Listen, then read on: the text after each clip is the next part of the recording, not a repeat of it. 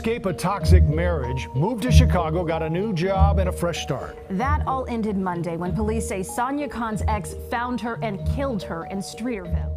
वो एक ऐसी लड़की थी जिसने अपने आप को न केवल अपने पैरों पे खड़ा किया बल्कि अपने फैमिली को भी सपोर्ट किया। वो एक सेल्फ मेड वुमन थी। उसका काम ही उसकी पहचान बन गया। फिर उसकी जिंदगी में ऐसे व्यक्ति की आमद हुई जिसे वो अपने सपनों का राजकुमार समझ रही थी। एक लंबे समय तक उसके साथ रही और जब उसे लगा कि अब शादी कर लेनी चाहिए तब दोनों शादी के बंधन में बंध गए। लेकिन शादी के बाद उसने अपने सपनों के राजकुमार का जो स्वरूप देखा, उसके बाद उसे डाइवोर्स का एक कठिन फैसला लेना पड़ा और जिंदगी को नए सिरे से शुरू करना पड़ा। पर यह नई शुरुआत और इस शादी का ऐसा अंजाम ये किसी ने नहीं सोचा था। हम बात कर रहे हैं अपने समय के फेमस फोटोग्राफर और टिकटॉकर सानिया खान के। हमारे साथ बिल्कुल आखिर तक बने रहिए। हमारे जिन साथियों ने अभी तक हमारे चैनल को सब्सक्राइब नहीं किया वो सब्सक्राइब करके बेल नोटिफिकेशन को जरूर ऑन कर दे ताकि आने वाली वीडियो की नोटिफिकेशन उनको मिलती रहे। साउथ एशियन कंट्री से बिलोंग करने वाली सानिया खान की फैमिली पाकिस्तान में रहती थी, लेकिन फिर आगे चलकर उनके फैमिली अमेरिका के लिए मूव कर गए। उनके पिता ने अपने कामकाजी करियर की शुरुआत सोशल वर्क से की, लेकिन उन्हें शुरुआत में बहुत कम पैसे मिलते थे। जब वो दूसरी कंट्री में पहुंची तो वहां के हालात जरा अलग थे। जब सानिया 25 साल की हुई तो उसने अपने फैमिली को सपोर्ट करने के लिए एक फ्लाइट अटेंडेंट की जॉब कर ली। वैसे भी सानिया को ट्रैवल करना पसंद था। उसे नई नई जगह जाना, नए दोस्त बनाना, नए कल्चर में इन्वॉल्व होना अच्छा लगता था। अब फ्लाइट अटेंडेंट की जॉब के दौरान उसे अलग अलग कंट्रीज में जाना पड़ता था। अलग अलग कल्चर और लाइफस्टाइल से वो इंट्रोड्यूस होती थी। लेकिन सानिया के दोस्त बताते हैं कि उसका इसके अलावा एक और शौक था, वो था फोटोग्राफी और वीडियो शूटिंग। एक्चुअली में ये उसका लाइफ गोल भी था। सानिया ने न केवल अपनी फैमिली को सपोर्ट किया बल्कि अपनी फ्लाइट अटेंडेंट की जॉब से मिलने वाली सैलरी से सेविंग्स करनी शुरू कर दी। वो अक्सर अपने काम मिलने वाले फ्री टाइम के दौरान भी ऐसे स्नैप क्लिक कर लेती थी जो वाकई में देखने लायक होते थे। जैसे जैसे उसने अपने टैलेंट को पहचानना शुरू किया, उसके मन में इस फील्ड में मूव ऑन करने का डिसीजन मजबूत होता चला गया। उसने फ्लाइट अटेंडेंट की जॉब से बचने वाले समय को प्रोफेशनली यूटिलाइज करना शुरू किया और फाइनली उसने प्रोफेशनल तरीके से काम करना शुरू कर दिया। उसने अपने फ्लाइट अटेंडेंट की जॉब के दौरान जो सेविंग की, उसी से एक DSLR कैमरा खरीदा और पार्ट टाइम पैसे लेकर काम करने लगी। वो इस लाइन में एक फ्रीलांसर के तौर पर काम कर रही थी।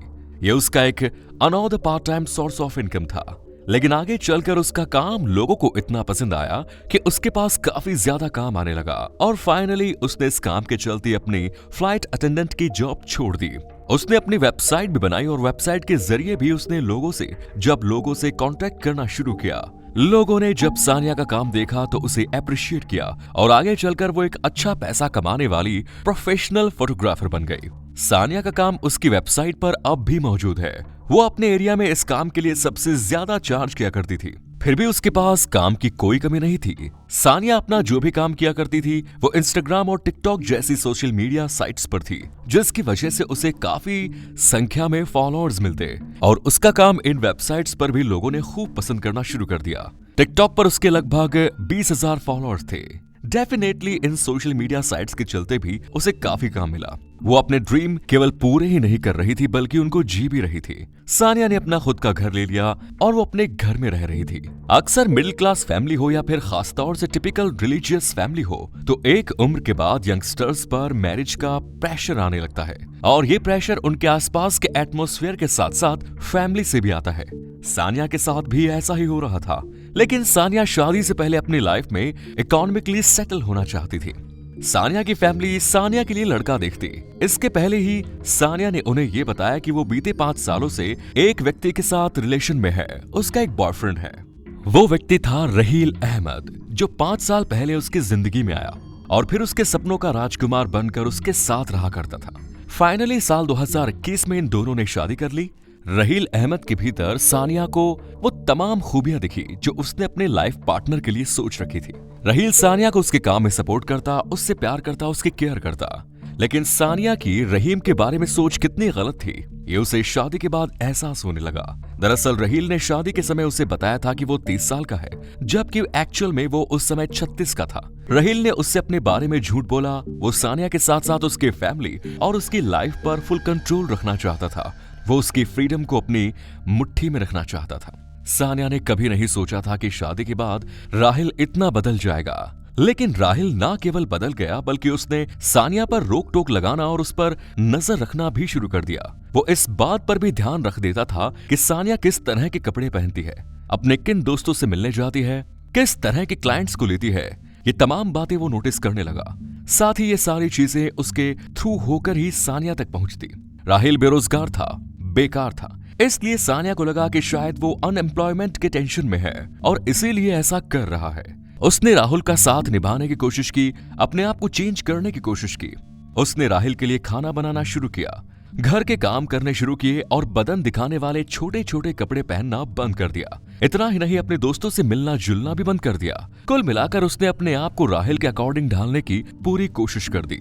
लेकिन इन तमाम चीजों की वजह से सानिया अपने किसी भी चीज को पब्लिकली शेयर नहीं कर पाती। इन सब से वो इतना बोर हो गई थी कि एक दिन उसने अपने दोस्तों के साथ ये कन्फेस किया कि वो अपनी इस शादी से बिल्कुल भी खुश नहीं है। उसका पति इस समय दिमागी तौर पर परेशानियों से जूझ रहा है और इसीलिए उसे अपने घर में भी डर लगने लगता है।